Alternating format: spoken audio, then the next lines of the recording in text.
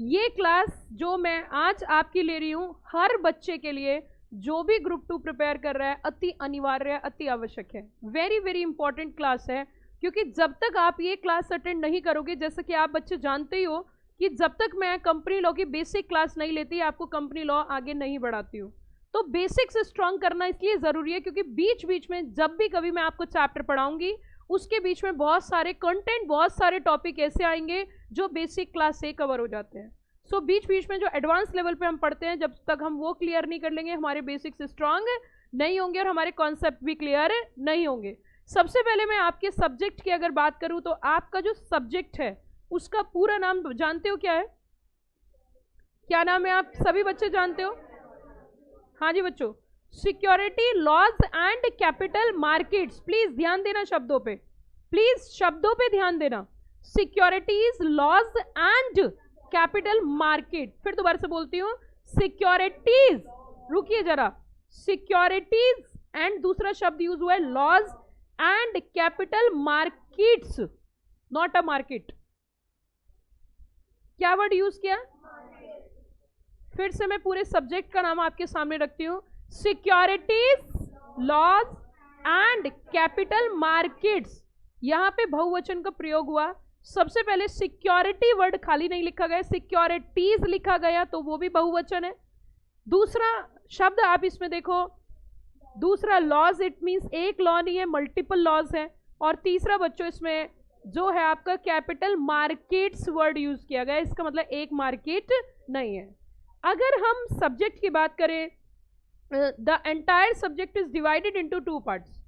आपका जो पूरा सब्जेक्ट है उसको 2 भाग में इन्होंने डिवाइड किया। पहला पोर्शन जो है, पहले उसकी बातें समझते हैं और फिर दूसरे की समझेंगे।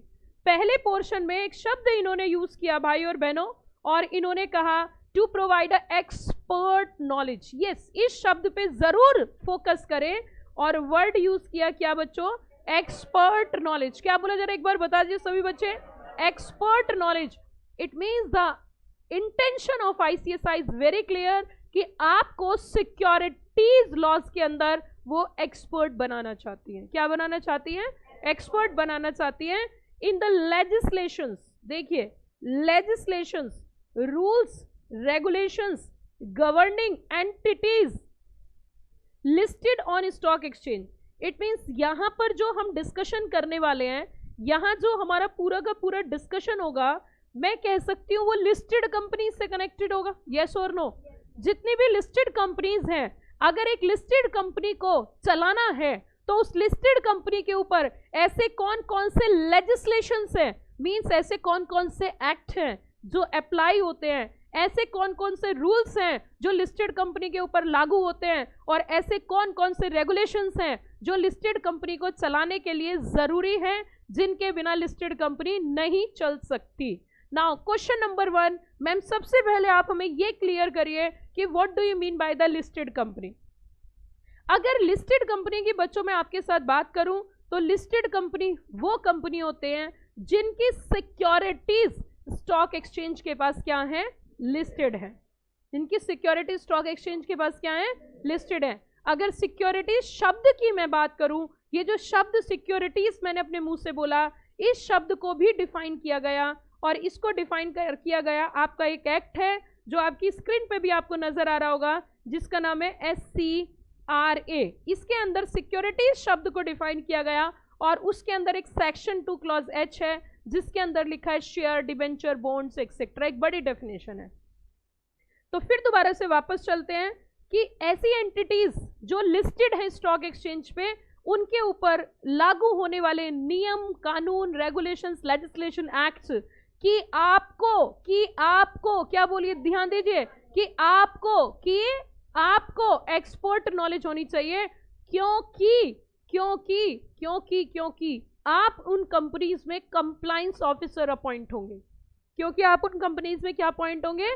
कंप्लायंस ऑफिसर अपॉइंट होंगे। क्या ही बार क्वेश्चन पूछ लेता है कोई भी, बोलते हैं भैया कि क्या कंपनी सेक्रेटरी का क्या स्कोप है? ये स्कोप है भाई साहब, देख लीजिए, स्कोप एकदम साफ है। जितनी भी हिंदुस्तान के अंदर लिस्टेड कंपनीज हैं, every listed company is required to appoint company secretary as a compliance officer. And वो कंप्लायंस ऑफिसर इस वजह से बनते हैं क्योंकि जब उनको पढ़ाई कराई जाती है, जब वो विद्यार्थी होते हैं, जब वो विद्या ग्रहण कर रहे होते हैं, तो उन्हें इन फील्ड में, इस फील्ड में एक्सपर्ट बनाया जाता है। और क्योंकि आपको इस फील्ड में एक्सपर्ट बनना है, तो यहाँ पर आपके यहाँ पे 100 मार्क्स का पेपर डिजाइन किया गया, जिसके अंदर बहुत सारे रेगुलेशंस, बहुत सारा डिस्कशन सिक्योरिटी लॉज के बारे में किया गया। खाली सिक्योरिटी लॉज के बारे में नहीं, अगर दूसरे पार्ट की ओर चले तो basic understanding, the word is used here, not a expert but a basic. यहाँ पे इन्होंने शब्द यूज किया, a basic understanding of working in the capital market in India. So the entire paper of 100 marks is divided into two parts. One is 70 marks, other one is 30 marks. एक्सपर्टाइजेशन जो होनी है वो 70 number में है, और जो basic understanding होनी है वो 30 मार्क्स में है। यहाँ आपको एक बात बहुत साफ हो गई होगी कि जो हमारा 70 मार्क्स का पोर्शन है उसके अंदर हमें सिक्योरिटीज लॉज पढ़ने हैं, और जो 30 मार्क्स का पोर्शन है कैपिटल मार्केट्स पढ़नी है। Got the point. लेकिन ये सब आपके रेगुलेशन और आपका सिलेबस है, इसके ऊपर मैं हर एक चैप्टर को आपको लॉजिकली कनेक्ट करूंगी, लेकिन उससे पहले कुछ बेसिक बातें हमें जरूर समझनी जरूरी है, जिसके बिना हम कभी भी सिक्योरिटी लॉ पढ़ ही नहीं सकते। वो क्या क्या जरा समझिए आप। थोड़ा सा यहाँ पे इन सब चीजों को कनेक्ट करके इसका एडवांस वर्जन की ओर मैं आपको लेके जाऊंगी। सबसे पहले आप ये समझिए कि देश के अंदर दो सेक्टर होते हैं। एक सेक्टर को बोला जाता है बिजनेस सेक्टर, और दूसरे सेक्टर को बोला जाता है हाउस होल्ड सेक्टर। क्या बोला जाता है जरा बताना? Business sector, and second one is a household sector. Business sector को ह्यूज फंड्स की रिक्वायरमेंट है, और हाउस होल्ड सेक्टर को अपने फंड्स को इन्वेस्ट करना है। It means there are two sectors, one is a household sector and second one is a business sector. Business sector के पास पैसे की जरूरत है और हाउस होल्ड सेक्टर के पास सेविंग्स है। अब मुद्दा उठता है कि ये जो बिजनेस सेक्टर है इसके पास पैसा हाउस होल्ड सेक्टर से कैसे आए। ये बहुत लॉजिकली आपको समझना होगा। मुद्दा ये उठता है कि ये जो बिजनेस सेक्टर है, जो बिजनेस कर रहा है, इसके पास ये पैसा हाउस होल्ड सेक्टर से कैसे पहुंचे, किस माध्यम से, किस सोर्स से पहुंचे। आपके पास सपोज करिए, मैं एक एग्जांपल ले लेती हूँ, आपके पास एक्सेस फंड्स है और इनको फंड्स की जरूरत है। किसको जरूरत है? बिजनेस सेक्टर को। इट मींस मुद्दा उठता है कि आपके पास एक्सेस फंड्स हैं और इनको फंड्स की क्या है बच्चों? जरूरत है। तो ये पैसा कैसे पहुंचे? इट मींस यहां से ये पैसा बिजनेस सेक्टर के पास कैसे पहुंचे, इस पैसे को बिजनेस सेक्टर के पास कैसे लाया जाए, या एक हाउस होल्ड सेक्टर को अपने पैसे को इन्वेस्ट करना है, उसको वो कैसे इन्वेस्ट करे। एक लड़की बोली, मैम क्या ये आपकी मैं एग्जाम्पल ले लेती हूँ, और इनका नाम है मोनिका, ठीक है? तो मोनिका का एग्जाम्पल मैं ले रही हूँ, ऐसी नाम पता नहीं क्या है मुझे आपका, दिव्यांका त्रिपाठी, अच्छा ठीक है, फिर भी मैं मोनिका का एग्जाम्पल ले लेती हूँ। मोनिका जो है, मोनिका के पास ह्यूज फंड्स है और वो उस पैसे को इन्वेस्ट करना चाहती है, तो उन्होंने उठाई अपनी लूना, साइकिल ली और सुबह ही चल दी, और गली गली मोहल्ले मोहल्ले में जाके कह रही है, किसी को पैसे की जरूरत है क्या? मेरे पास एक्स्ट्रा फंड है, अगर किसी को पैसा चाहिए बिजनेस करने के लिए तो मुझसे खरीद ले। आपने कभी ऐसा सुना है? हाँ, क्या कभी आपने सुना है 2 के सूद पे 100 रुपए ले लो, 2 के ब्याज पे 200 रुपए ले लो, 500 रुपए ले लो, 300 के ब्याज पे? क्या ऐसा कभी सुना है? आपने कभी देखा है? तो आप मुझे बताइए कि ये जो सरप्लस फंड है ये रिक्वायर्ड फंड के पास कैसे पहुंचे? हाँ जी बताइए जल्दी से। ये जो सरप्लस पैसा है, ये सरप्लस पैसा है, ये रिक्वायर्ड फंड के पास कैसे पहुंचे? जरा मुझे बताइए जल्दी जल्दी। अगर कभी भी सरप्लस फंड एक रिक्वायर्ड फंड के पास पहुंचाना है, आप सभी बच्चे जानते हो, छोटी सी बात कर रही हूं मैं आपको, वैसे थोड़ी सी अलग है लेकिन समझना। आप खाना खाते हो, आपका डाइजेस्टिव सिस्टम उसे डाइजेस्ट करता है, उसमें जो काम की चीजें आपकी बॉडी को देता है, जो खराब चीजें वो बाहर निकाल देता है, ऐसे ही होता है। तो क्या ये एक सिस्टम नहीं है? ये भी तो एक सिस्टम है ना, बॉडी के अंदर भी तो एक सिस्टम है, बहुत बड़ी मशीनरी है। यस और नो? बस ये बात है कि वो मशीनरी भगवान की फिट करी हुई है। दिल जो है भगवान का फिट करा हुआ है, आंतें भगवान की फिट करी हुई है। यस और नो? बात समझ रहे हो? लीवर बताओ, लीवर का कितना अच्छा फंक्शन है, फिल्टर करता है, ब्लड प्यूरिफाई करता है। लीवर काम ना करे, अगर लीवर अपना काम करना छोड़ दे तो आपको पता है खुजली हो जाती है। नहीं जानते आप इस बात को? लो बताओ, यही बात नहीं जानते। अगर लीवर अपना प्रॉपर फंक्शन ना करे ना, तो जो आपको स्किन डिसीज होती है वो जनरल लीवर से ही होती है। बहुत कम लोग इस बात को जानते होंगे। इसीलिए डॉक्टर से एक टेस्ट लिखते हैं LFT। क्या लिखते हैं? सुना है या सुना है? कोई बात नहीं, LFT लिखते हैं, लीवर फंक्शनिंग टेस्ट। तो मैं कहीं ना कहीं आपको ये समझाना चाह रही हूँ कि बिना सिस्टम के, कंप्यूटर एक सिस्टम है, यूनिवर्स एक सिस्टम है, यस और नो, इसी तरीके से भाई और बहनों एक फाइनेंशियल सिस्टम है। क्या है? आवाज जोर से आनी चाहिए। कौन सा सिस्टम है? फाइनेंशियल सिस्टम है। और फाइनेंशियल सिस्टम का काम क्या, जरा ये देख लीजिए, जरा देख लीजिए क्या लिखा हुआ है। फाइनेंशियल सिस्टम का काम है, financial system is a set of institutional arrangements. Financial system is a set of what? Institutional arrangements through which financial surplus, word क्या यूज किया? Income transferring them to other who are required. अब बताओ, financial surplus किसके पास है? Household sector. किसके पास है? और जिसको जरूरत है वो कि कौन है? इतनी बात समझ में आई। अब मुद्दा उठता है कि ये जो फाइनेंशियल सिस्टम है, इसका क्या काम है, इसका क्या रोल है और इसकी क्या इंपॉर्टेंस है। आपने शायद पहले भी इतिहास में ऐसा कुछ सुना हो, जब कभी पढ़ा हो, कि फाइनेंशियल सिस्टम जिस देश का स्ट्रांग होता है, जिस कंट्री का फाइनेंशियल सिस्टम अच्छा होता है, वो कंट्री स्ट्रांग कंट्री मानी जाती है, एक डेवलप्ड कंट्री मानी जाती है।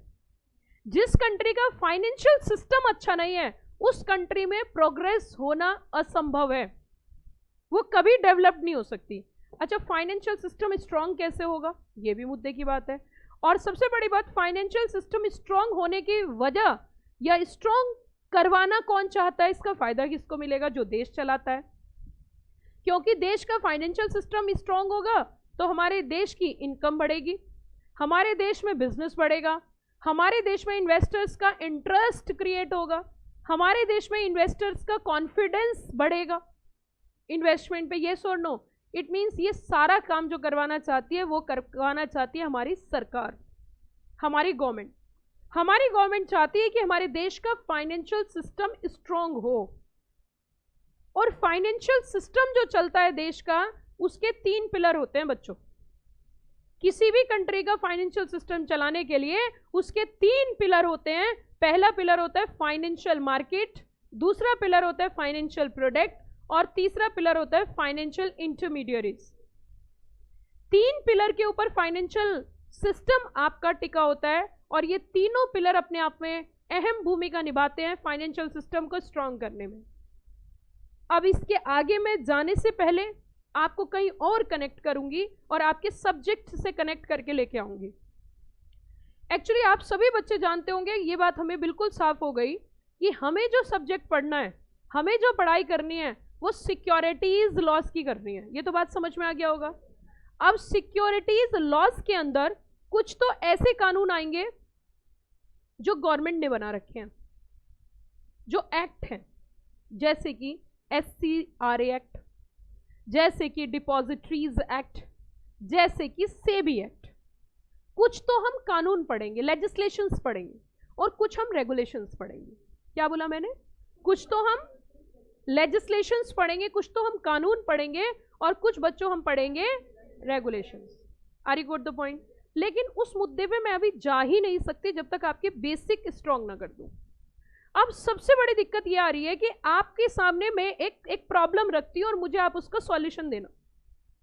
मान के चलिए आप सब इन्वेस्टर हैं और मैं एक बिजनेस कर रही हूं, और आप सभी ने मेरे को बिजनेस करने के लिए पैसा दिया, और मैंने वो सारा पैसा लेके मैं तो हवा में उड़ गई, मैं ऊपर ना, मैं चली गई 7 समुंदर पार। ठीक है, आपके सारे पैसे लेके मैं कहां चली गई? 7 समुंदर पार। अब एक बच्चा बोलता है मैम हम पीछे पीछे आ जाएंगे, आ ही नहीं पाओगे। मान के चलो किसी ने 2 लाख 3 लाख रुपए दे रखे हैं, वो समुद्र पार करने में ही 1 2 लाख लग जाएंगे। यस और नो? तो एक बच्चा बोलता है मैं तो हवाई जहाज पकड़ के लटक के आ जाऊंगा। Not possible.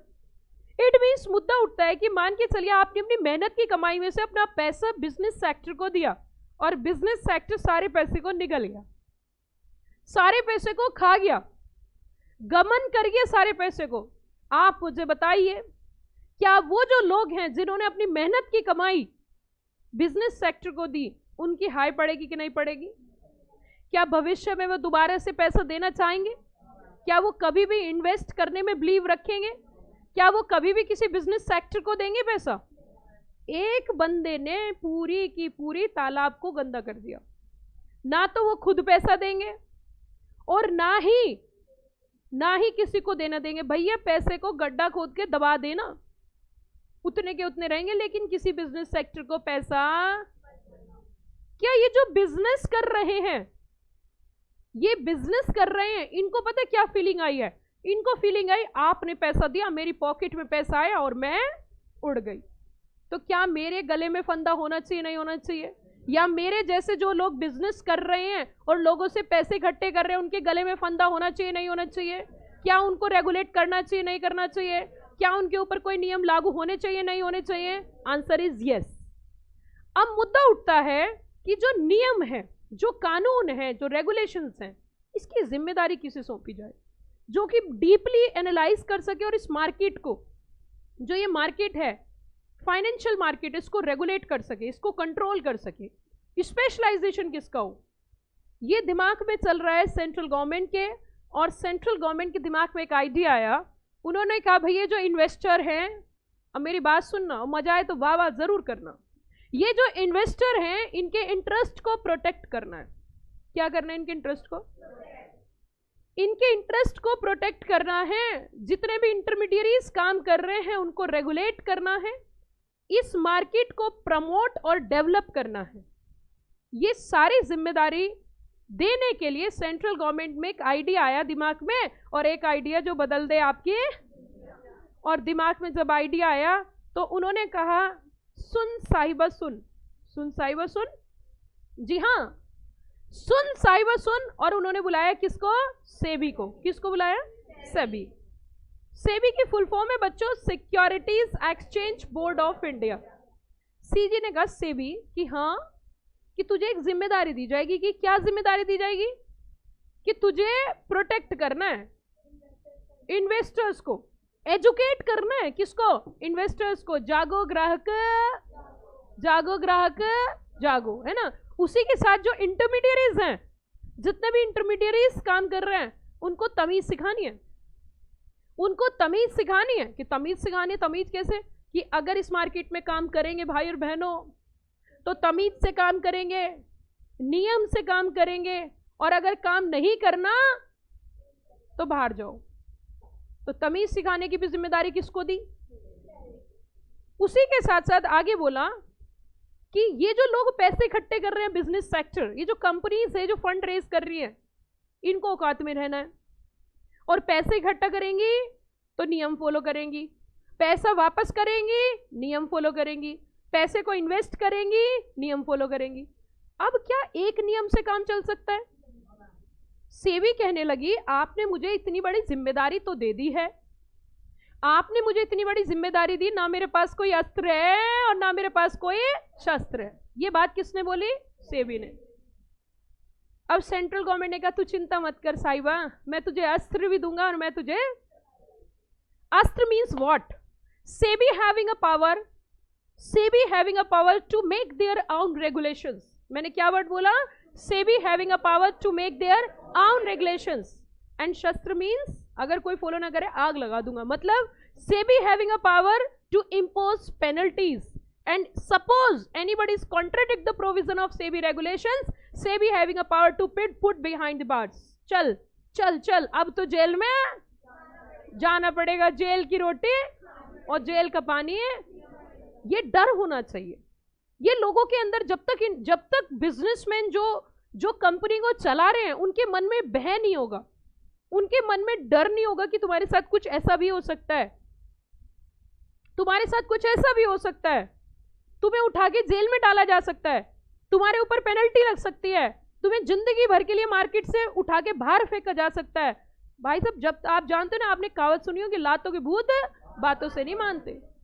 इसीलिए बच्चों यहां पर सेबी को जिम्मेदारी बड़ी दी और सेबी से कहा कि आपके पास पूरी की पूरी पावर है, आपको जो मन करे, आपको जैसा मन करे आप वैसा करना। अब देखिए आप जरा, आप स्क्रीन पे देख रहे होंगे, पहला आपका जो चैप्टर है उसका नाम है securities contract regulation act 1956। This is a legislation. ये लेजिस्लेशन आपको सिखाएगा कि स्टॉक एक्सचेंज कैसे काम करती है, स्टॉक एक्सचेंज को कैसे काम करना चाहिए। आपकी स्क्रीन पे दूसरा चैप्टर जो कि लेजिस्लेशन, जो कि एक्ट है, वो है securities exchange board of India, जिसको शॉर्टकट में सेबी एक्ट बोलते हैं। इसके अंदर आप पूरी सूझबूझ और समझ आपकी अच्छी होगी, सेबी क्या है, सेबी के पास क्या पावर है, सेबी क्या क्या करती है, सेबी की ऑफिस कहाँ पर है, सेबी के प्रिसाइडिंग ऑफिसर कहाँ हैं, सेबी का इतिहास क्या है, सेबी कैसे आग लगा सकती है, सेबी कैसे जेल में डाल सकती है, और सेबी के पास ऐसी कौन कौन सी पावर है जो रेगुलेशंस बना सकती है। उसके बाद तीसरा कानून आपको नजर आएगा जो कि ये भी लेजिस्लेशन है, ये भी एक्ट है, डिपॉजिटरीज एक्ट। अपने बच्चों को मैं बहुत प्यार से सिखाती हूँ, डिपॉजिटरीज किसी से पूछने की जरूरत नहीं, डिपॉजिट प्लस सिक्योरिटीज। सिक्योरिटीज मतलब शेयर, डिबेंचर, बॉन्ड्स जो इलेक्ट्रॉनिक फॉर्म में जमा किए जाते हैं उससे क्या बोला जाता है, डिपॉजिटरीज। डिपॉजिटरीज क्या है, हिंदुस्तान के अंदर कितनी डिपॉजिटरी काम करती हैं, कैसे बनती हैं, क्या नियम इन्हें फॉलो करने हैं, इनका ऑडिट कैसे होगा, ऑडिट कैसे करवाया जाएगा। भाई और बहनों, ये तमाम जानकारी आपको इस एक्ट के अंदर दी जाएगी जिसका नाम है डिपॉजिटरीज एक्ट 1996। मात्र 3 एक्ट आपको सिक्योरिटी लॉज में पढ़ने हैं। इसके अलावा अस्त्र और शस्त्र चलेंगे जी, हाँ अस्त्र और शस्त्र देख लो जरा। इसके अलावा चौथे चैप्टर से आपको चलाने हैं क्या, अस्त्र और शस्त्र। चाहे आप ICGR रेगुलेशंस देख लीजिए, आपको हर जगह एक ही बात नजर आएगी, और वो होगा सिर्फ अस्त्र और शस्त्र, और वो होंगे सिर्फ और सिर्फ क्या भाई और बहनों, रेगुलेशंस। वो सिर्फ और सिर्फ आपको सारे रेगुलेशंस नजर आएंगे स्क्रीन पर। बहुत ही आसान और बहुत ही सिंपल, बहुत ही आसान और बहुत ही सिंपल सब्जेक्ट है, प्रोवाइडेड आपको एक बार तसल्ली से अगर पढ़ा दिया जाए आप कभी नहीं भूलोगे। इट मींस अब रेगुलेशंस की बात करें, जैसे कि हमने इंटेंशन समझी थी सेबी की, ICSI की इंटेंशन थी बच्चों को एक्सपर्ट करना, एक्सपर्ट नॉलेज देना, किसके अंदर, लेजिस्लेशन, रूल्स और रेगुलेशन। बच्चों मैंने आपको पहले ही बताया legislation means acts, and there are 3 acts जो कि हमें यहाँ पे स्टडी करने हैं, SEBI act, depositories act and SCRA act. उसी के साथ साथ रूल्स सेंट्रल गवर्नमेंट फ्रेम करती है, एंड रेगुलेशन सिर्फ और सिर्फ सेबी के पास पावर है रेगुलेशंस बनाने की, जो कि यहाँ पर भी एक नहीं बहुवचन का इस्तेमाल किया गया, और डिफरेंट रेगुलेशंस हैं, अलग अलग एस्पेक्ट को कवर किया गया, अलग अलग फील्ड को कवर किया गया। Are you got the point बच्चों। अब सुनिए अगली बात। अभी तो भैया अभी तो शुरू हुई है कहानी, अभी तो पिक्चर अभी बाकी है। अब यहाँ पे सुनिए, अब सेबी कहने लगी कि देखो आपने मुझे ठीक है पावर बहुत दी, आपने मुझे रेगुलेशंस बनाने की पावर दी, लेकिन आप मुझे एक बात बताइए, अगर कोई रेगुलेशंस का पालन ना करे तो मुझे उसे पनिश करना पड़ेगा, और पनिशमेंट देने के लिए क्या मुझे दोबारा से आप ही के पास वापस आना पड़ेगा, क्या मुझे दोबारा से आपसे परमिशन लेनी पड़ेगी, क्या कदम कदम पे मुझे आपसे पूछने आना पड़ेगा सेंट्रल गवर्नमेंट। सेंट्रल गवर्नमेंट बोलती है ना सेबी ना, तेरी अपनी पावर है, तेरे पास फुल पावर है इंपोज करने की पेनल्टी, इसीलिए सेबी को बोला जाता है ऑटोनोमस बॉडी। भाई और बहनों क्या बोला जाता है, क्या बोला जाता है, autonomous body. No need to take approval from the central government. SEBI is an independent body to make their own regulations and impose the penalties. Are you got the point? चलिए, तो it means ये थी हमारी यहाँ तक की बात। अब फिर दोबारा आगे चलते हैं। हमने कहा जी फाइनेंशियल सिस्टम है, और फाइनेंशियल सिस्टम के भाई और बहनों 3 पिलर हैं जी। एक तो फाइनेंशियल मार्केट, दूसरा फाइनेंशियल प्रोडक्ट, और तीसरा फाइनेंशियल इंटरमीडियरीज। अब यहाँ पे मैं आपको कुछ और एक हिस्सा सुनाऊंगी, एक स्टोरी सुनाऊंगी, और उससे आपको सारी चीजें क्लियर हो जाएंगी। क्या क्या, जरा सुनना। एक्चुअली क्या होता है, जैसे आपने देखा होगा सब्जी मंडी होती है ना, और सब्जी मंडी भी कई तरीके की होती है। दिल्ली के अंदर आजादपुर मंडी है, दिल्ली के अंदर आपने देखा होगा एक गाजीपुर मंडी है ना। इस तरीके से सब्जी मंडी या फूल मंडी या फल मंडी होती है। सपोज करिए आपके घर में फंक्शन है, एक एग्जाम्पल मैं ले रही हूँ, आपके घर में फंक्शन है और 1000 आदमियों का आपने खाना किया, तो आपको उसके अंदर सब्जी की रिक्वायरमेंट है, तो 1000 लोगों के खाने के लिए सब्जी लेने आप कहाँ जाओगे? ऊपर से एक नीचे टोकरी डाल दोगे अपने फ्लैट के ऊपर से, एक नीचे टोकरी, भैया इसमें डाल देना 1 किलो आलू, क्या ऐसे करोगे? क्या करोगे? शादरा मंडी में जाओगे स्कूटर लेके ना, क्या करोगे? आप पूरा एक ट्रक लेके जाओगे, क्योंकि कोई कोई आदमी तो अकेला ही 5 किलो खा लेता है। इट मीन्स 1000 आदमियों का खाना अगर करना है तो उसके लिए आपको एक ट्रक सब्जी लानी पड़ेगी, छोटा वाला, जिसे बोलते हैं ना हिंदी भाषा में आपने सुना होगा। सब नॉर्थ के, अरे ना नॉर्थ के ना, सब साउथ वालों को मैं बता देती हूँ, ईस्ट वेस्ट, हमारे यहाँ कुछ और बोलते हैं, छोटा हाथी। शायद आपको पता नहीं है, कुछ बेसिक चीजें भी पता होनी चाहिए। और सोफिस्टिकेटेड लैंग्वेज में बोल सकते हैं स्मॉल ट्रैक्टर एंड टेम्पो।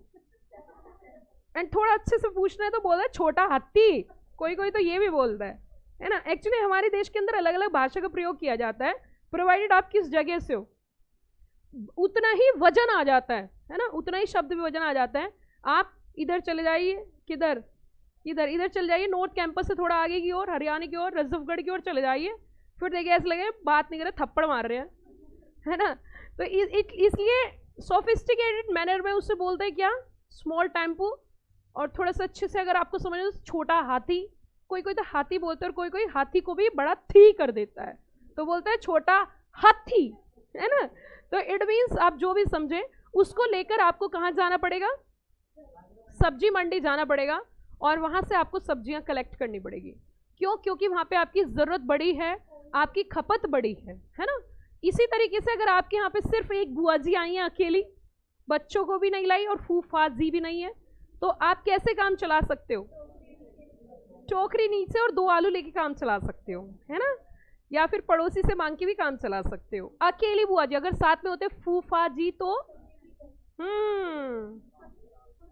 गलत बोल रही है लड़की, लगते घर में फूफा जी नहीं आते हैं। जिनके घर फूफा जी आते हैं उनसे पूछिए, भाई साहब मंडी छोटी वाले में जाना पड़ेगा, 3 सब्जी लानी पड़ेगी। हाँ देखो, उसके बिल्कुल दिल पे बीत रही है। एक्चुअली मेरे तो खैर है ही नहीं, मुझे पता ही नहीं, मैं तो सुनती रहती हूँ। तभी तुमने इतने कॉन्फिडेंस से बोला कि 2 आलू से काम चला देंगे। इट मीन्स जरा समझिए, आप जब रिक्वायरमेंट थोड़ी बड़ी होगी तो छोटी मंडी जाओगे, जब रिक्वायरमेंट बड़ी होगी तो बड़ी मंडी जाओगे। लेकिन अगर आपका होटल चलता है और आपके 1 ट्रक आलू की खपत 1 हफ्ते में है, तो कहाँ जाओगे? बताओ जल्दी से, कहाँ जाओगे? उससे बड़ी मंडी कहाँ है भाई? वेयर हाउस जाओगे, फिर तो सीधा कोल्ड स्टोरेज में जाओगे और वहां से एग्रीमेंट करके फिक्स करके आओगे। समझ आ गई? अच्छा, जब आप कभी कभार मंडी में गए हो, लाइक कुछ लड़कियां मंडी में जाती हैं एकदम रेडी वेडी होके, कभी कभी मम्मी के साथ, ओके मम्मी बोलती है बेटा टमाटर लेना, आलू लेके रख लेती हैं। बेटा टमाटो भी कैसे? नीचे टमाटर रखेंगी, उसके ऊपर फिर लेके आएंगी। तो कहीं ना कहीं सुनिए जरा ध्यान से, अब आप according to the requirement selection कर रहे हो सब्जी मंडी का, मार्केट का सिलेक्शन कर रहे हो। बिल्कुल इसी तरीके से आप अपने इन्वेस्टमेंट के पॉइंट ऑफ व्यू से सिलेक्शन करोगे फाइनेंशियल मार्केट का। There are 2 types of market, one is a money market, second one is a capital market. Are you got the point? There are 2 types of market, one is a money market and second one is a capital market. Money market is a short term market, capital market is a long term market. दोनों के point of view से समझते हैं। जब एक businessman को, जब एक कंपनी को लॉन्ग टर्म रिक्वायरमेंट होती है तो वो कैपिटल मार्केट से फंड रेज करती है। जब उसकी शॉर्ट टर्म रिक्वायरमेंट होती है, उसकी वर्किंग कैपिटल रिक्वायरमेंट होती है, तो वो, ठीक है, मनी मार्केट के अंदर लिक्विडिटी ज्यादा होती है, कैपिटल मार्केट के अंदर प्रॉफिटेबिलिटी ज्यादा होती है। मैम दोबारा समझाइए। मनी मार्केट के अंदर लिक्विडिटी ज्यादा होती है, कैपिटल मार्केट के अंदर प्रॉफिटेबिलिटी ज्यादा होती है। मैं आपको एक छोटे से एग्जांपल से समझाती हूँ। मैं बोलती हूँ बच्चों अपने एग्जाम के प्रिपेयर कर रहे हो, आपके अटेम्प्ट की फीस सपोज 40,000 रुपीज है, 50,000 रुपीज है, ये है शॉर्ट टर्म मार्केट। मैंने कहा बेटा फीस आपको देनी है सीएस बनने के बाद, लेकिन फीस है 2 लाख, अभी कुछ नहीं देना, सीएस बनने के बाद 2 लाख रुपीज पे करने हैं। ये लॉन्ग टर्म मार्केट है। तो बताओ प्रॉफिटेबिलिटी किसमें है और लिक्विडिटी किसमें है?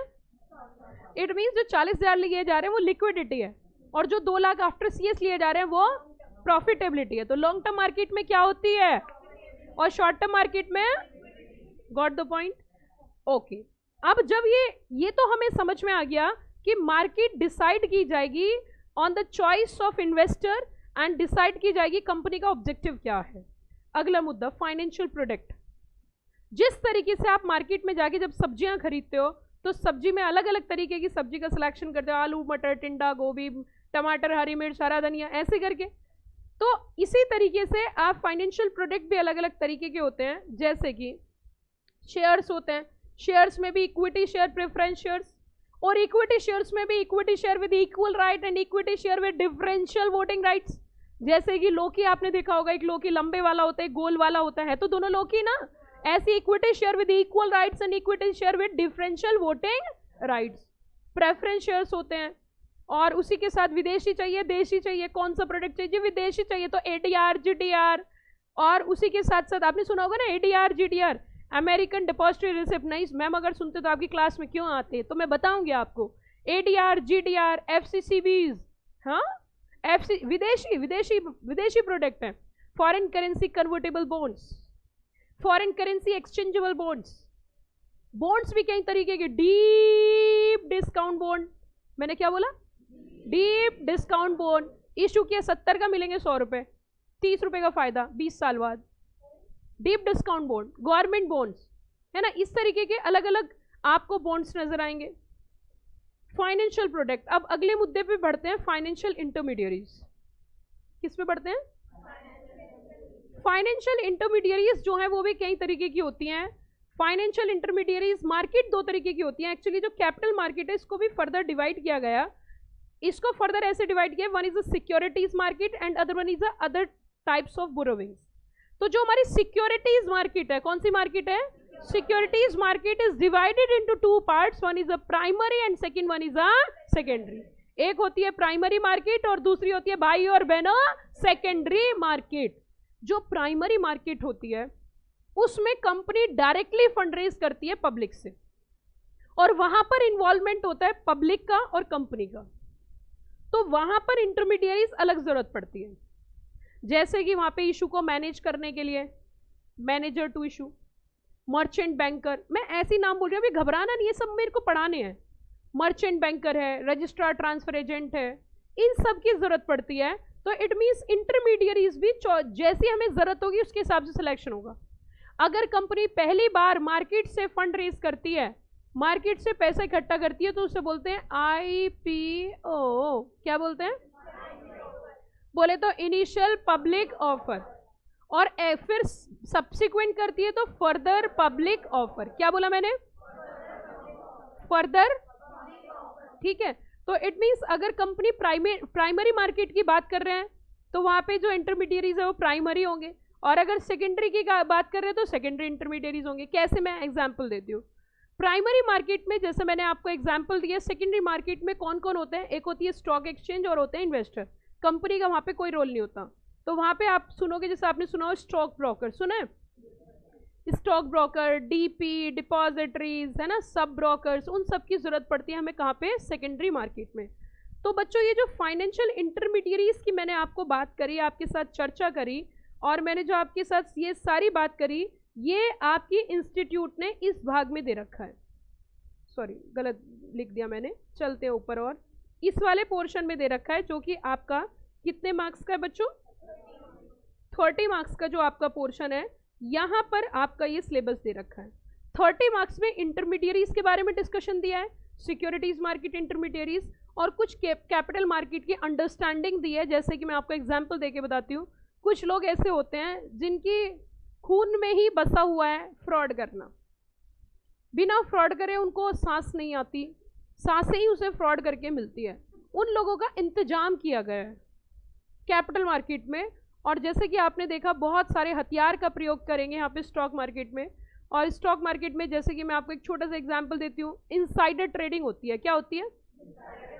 तो उसको बचाव करने के लिए कुछ प्रोविजंस बनाए जाते हैं, वो सारी चीज़ें हम यहाँ पे डिस्कस करेंगे। अब मैं आपको बताना चाहती हूँ कि किस तरीके से चीज़ें चलती हैं। सबसे पहली चीज, जब भी कभी कोई कंपनी बनती है, ये चीज जो मैं यहाँ पे आपको सिखा रही हूँ अभी तक पूरे हिंदुस्तान में आज तक शायद किसी ने लिंकिंग करके नहीं बताई होगी। अब सुनिए ध्यान से, चैप्टर की रूपरेखा देखते हैं एसएलसीएम में। तो सबसे पहले जब भी कभी कोई कंपनी बनती है तो फंड रेज करती है, और हम लिस्टेड एंटिटी की बात कर रहे हैं। तो ये जो कंपनी जब फंड रेज करेगी, आईपीओ में आएगी या एफपीओ में आएगी, तो अब समझ गए ना आईपीओ क्या होता है? आईपीओ बोले तो और एफपीओ बोले तो कंपनी जब आईपीओ लेके आएगी और या एफपीओ लेके आएगी, आईपीओ ऐसी कौन सी कंपनी है जो आईपीओ ला सकती है, ऐसी कौन सी कंपनी है जो एफपीओ ला सकती है, या फिर कितने तरीके से इशू हो सकते हैं, जैसे कि फास्ट ट्रैक इशू है या राइट इशू है या बोनस इशू है। अगर एक लिस्टेड कंपनी फंड रेज करना चाहती है मार्केट से, कैपिटल रेज करना चाहती है, तो लिस्टेड कंपनी को मैंडेटरी रिक्वायरमेंट होगी सेबी के बनाए गए रेगुलेशंस का पालन करके ही कैपिटल को रेज कर सकती है। और भाई और बहनों, उन रेगुलेशन का नाम है सेबी ICDR रेगुलेशंस, जिसको बोला जाता है इशू ऑफ कैपिटल। फिर दोबारा से देखिए, issue of capital and disclosure requirement regulations 2009। It means कहीं ना कहीं जो ICDR रेगुलेशंस की मैंने आपके साथ बात करी, ये जो ICDR रेगुलेशंस है इसमें क्या होगा, ज्यादातर आप क्या समझ रहे हो कि ICDR रेगुलेशंस के अंदर क्या दिया गया होगा या क्या बताया गया होगा, आप क्या समझते हो इससे?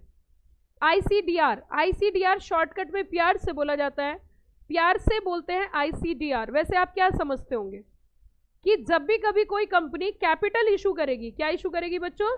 जब भी कभी कोई कंपनी कैपिटल इशू करेगी तो उस समय उसे क्या क्या चीजें, रिक्वायरमेंट क्या क्या फॉलो करनी है। लेकिन इसमें मैं आपको एक अमेंडमेंट बोलना चाहूंगी, ये मैं यहाँ पे आपको ये बात बताना चाहूंगी कि क्या कहानी है। Actually change is the law of nature, मैं यहाँ ऐड करना चाहती हूँ, और मैं आपको बताना भी चाहती थी कि इससे पहले नो था, अब हमारा नो नहीं है, बहुत पहले से ये चेंज हो गया। पहले नो था, अब ये आ चुका है बच्चों 2018। कौन सा आ चुका है? कौन सा आ चुका है जरा बताना? 2018। मैंने जानबूझ के यहाँ पे अपडेट नहीं किया क्योंकि मैं चाहती हूँ कि बच्चों को ये भी पता हो पहले क्या था, बच्चों को ये भी पता हो अब क्या है।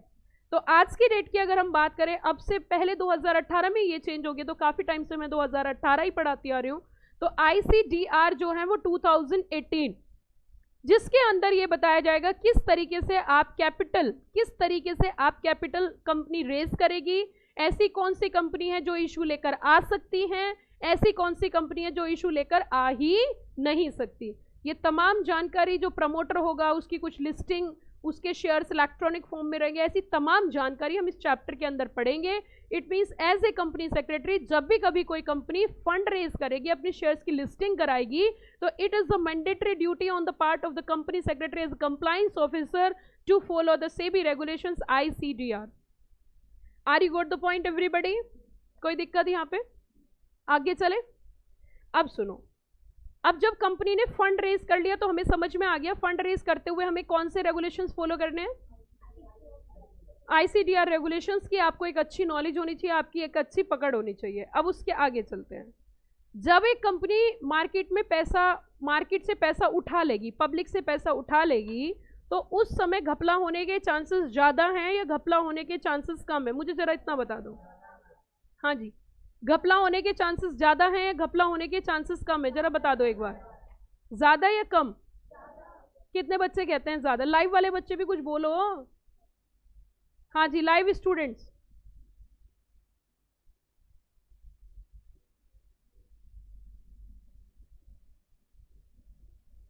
लाइव स्टूडेंट्स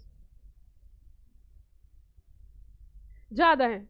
तो अब देखो LODR के अंदर क्या किया जाता है कि घपला होने के चांसेस जब ज्यादा हैं तो बेटर है ज्यादा डिस्क्लोजर किया जाए, यस और नो? तो उसके लिए आपके जो होंगे वो होंगे सेबी LODR रेगुलेशंस। क्या है बच्चों? SEBI LODR regulations 2015। और घपला होने अगर हो भी जाए तो होने के बाद जो उनको पनिशमेंट देना है उसके लिए भी यहाँ पे कुछ रेगुलेशंस बनाए गए हैं, जैसे कि इनसाइडर ट्रेडिंग रेगुलेशंस। क्या बनाएंगे बच्चों?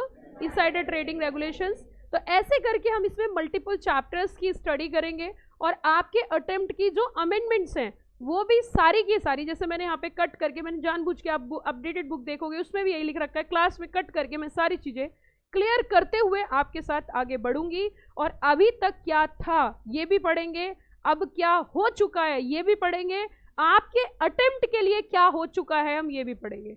तो सारी अपडेशन, सारी अमेंडमेंट, सारे प्रोविजंस, अप टू डेट चीजें हम यहाँ पे करते जाएंगे। Got the point? अब देखिए बच्चों, ये था कहीं ना कहीं हमारा एक बेसिक वर्जन, जिसकी हमें ये पता चल गया अब आपको रेगुलेशंस हमें क्यों पढ़ने हैं। आपको ये पता चल गया रेगुलेशंस किसने बनाए? जल्दी जल्दी बताइए, क्या ये पता चल गया रेगुलेशंस किसने बनाए? क्या आपको ये पता चल गया सिलेबस में पढ़ना क्या है? Securities, laws and capital market. क्या डायरेक्ट कैपिटल मार्केट पढ़ा है या मार्केट से पहले और बहुत सारी चीजें पढ़नी जरूरी है?